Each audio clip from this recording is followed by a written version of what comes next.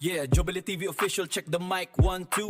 Sa digital landscape, ang boses nyo ang dala ko. Headphones on, mga matay nakatutok, puso'y handa na. Jobelito TV official, reactor ng kalingap. Tayo'y maghatid ng liwanag sa bawat sulok ng Pinas. Isang tinig para sa bayan, advokasy ang wagas. Jobelito TV official, reactor ng kalingap. Ang inyong reactor ng kalingap. Yeah, reactor ng kalingap.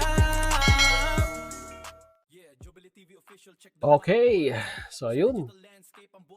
Inyo sa mga kabagis, this is Jubilito TV Official at ito na naman pumuli ang isang edisyon po ng ating reaction video mga kalingap at kabagis. No?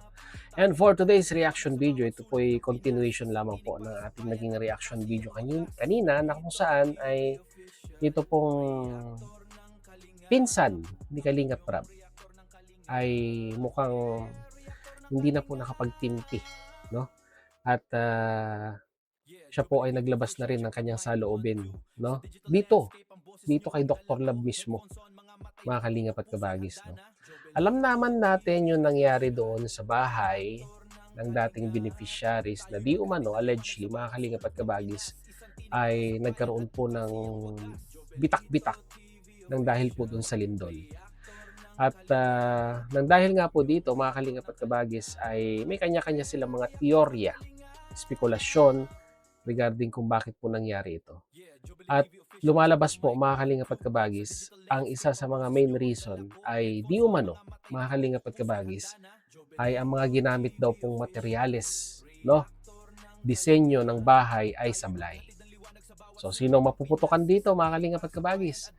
Malamang sa malamang yung gumawa. At sino po yung gumawa? Syempre po, si Super Mac, mga kalingap at kabagis. Na di umano, no, base dito sa live ng dalawang ito, mga kalingap at kabagis, ay mga maninipis na bakal ang nagamit sa pundasyon, mga kalingap at kabagis. Kaya daw po, allegedly nangyari itong mga ganitong sakuna doon po sa bahay, mga kalingap at kabagis. Kaya siguro hindi natin maiiwasan sa part ni Super Mac, no, na magsalita rin. Although hindi po naka-align dun sa mismong issue, pero mukhang ang target niya po dito, mga kalingap at kabagis, ay si Dr. Love sa kanyang post. Kasi napangalanan mga kalingap at kabagis. Alam natin, hindi perpekto si Kwan.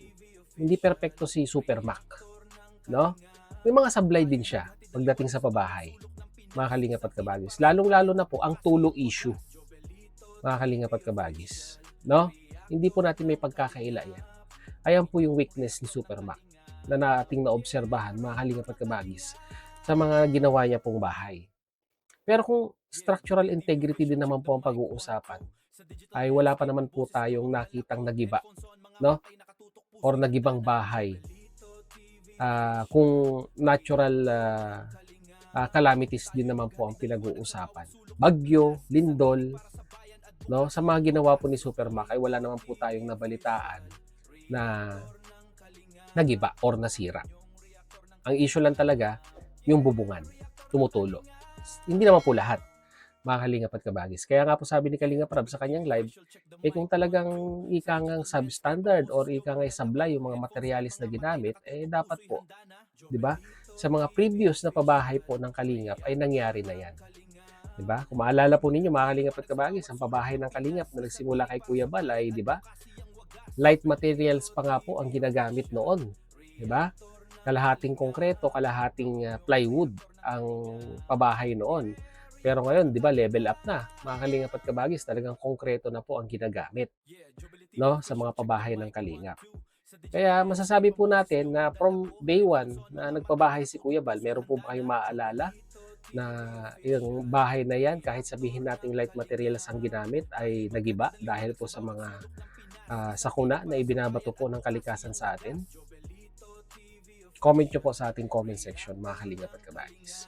So ito na nga, no? Dako na po tayo dito sa post ni Super Mac, mga kalingap at kabagis, no? Na kung saan ay mukhang matindi ang hugot ni Super Mac dito na naka-address po kay Dr. Love, no? Mga kalingap at kabagis, or Doc Wack ang tawag niya po, no?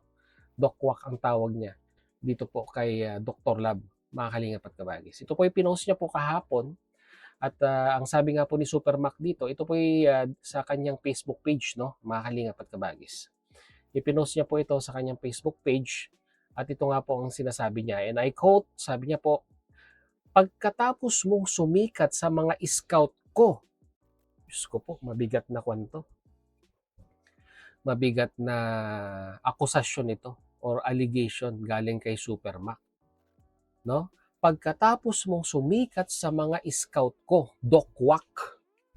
Sino-sino po ba, mga kalingap at kabagis, ang na-scout ni Super Mac, no? Na masasabi po natin na allegedly nakinabang itong si Dr. Lab. Sino ang mga na-scout ni Super Mac na di umano ay si Doc Wack ay nakinabang or sumikat, mga kalingap at kabagis? Sino-sino ba? Ang naalala ko na na-scout ni Super Mac ay si Rina. Di ba, mga kalingap at kabagis? Ang tanong, di ba, sumikat ba si Dr. Lab kay Rina? Well, mga viewers po ang makakasagot niyan, mga kalingap at kabagis, no? Tuloy natin. At makisawsaw. Yan. Pagkatapos mong sumikat sa mga scout ko, Doc Wack at makisawsaw, ngayon, dami mo nang sinasabi. Ano kaya yung mga sinasabi ngayon ni Doc Wack against dito po kay Super Mac?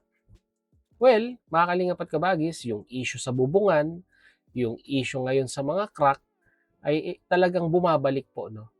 Honestly speaking, ay bumabalik po dito po kay Super Mac. Siguro po ito po yung tinutukoy, no, ni Super Mac na ika ngang mga sinasabi di umano ni Doc Wack sa kanya, mga kalingap at kabagis. At ito pa, may matindi siyang hamon kay Doc Wack, mga kalingap at kabagis. Ito yon, and I quote, "Doon ka tumulong sa lugar nyo para naman makatulong ka sa mga kababayan mo." No? Inuutusan ni Super Mac itong si Doc Wack na doon siya tumulong sa mga kababayan niya, no? Nang maranasan naman daw po ng mga kababayan niya yung pagtulong ng isang Doc Wack, mga kalingap at kabagis, no? At ito pa, napakabigat nung bandang pinakahuling part ng kanyang mensahe. Bakit wala ka bang views doon? Mabigat na kanto. Mabigat na katanungan to. Pero honestly speaking, mga kalingap at kabagis, no, ito ay real talk lang ito. Sa lahat po ng mga kalingap partners, hindi naman sa sinasabi ko pong lahat, no, mga kalingap at kabagis. May mga mangilan-ngilan, pero yung mga nag-effort, naging successful, no? Like Raymond Agos, si Bench TV, na mga kalingap partners, naging successful yan. Naging persistent lang po sila. Pinagpatuloy nila at hindi po sila sumuko. Pero sa mga ibang kalingap partners na umalis sa daet, no, at sinubukan po nila mag-charity sa kanilang lugar, ang katotohanan po, lagapak ang kanilang views. Well, kung ganun ang gagawin ni Dr. Lab or ni Doc Wack, mga kalingap at kabagis, ay malamang sa malamang ay maaari pong mangyari yun, na talagang hindi po magkakaroon ng views. Kasi aminin man po natin o hindi, no? Any kalingap-related subject na pwede po nating pag-usapan dito po sa community na ito ay meron talagang views. Kahit nga po wala sa community natin, pag itinapik ng mga tagalabas, ay nagkaka-views sila. At what else more, mga kalingap at kabagis, yung mga nandito na mismo. Kaya honestly speaking, itong gustong mangyari ni Super Mac na doon na lang tumulong itong si Doc Wack sa lugar niya o kung saang probinsya, saang probinsya man siya, ay malabo pong mangyari yon. Dahil unang-una po sa lahat, syempre, di ba, diyan na siya naka-base eh. May bahay na siya dyan. And sa tinagal-tagal na rin ng panahon na nandyan si Doc Wack sa Camarines Norte, may consider na rin nating residente siya dyan. Di ba, mga kalingap at kabagis? At ako na lang ang sasagot doon sa bakit wala ka bang views doon. Wala talaga. Kung ganun ang gagawin ni Doc Wack. Kung siya ay pupunta sa kanilang lugar.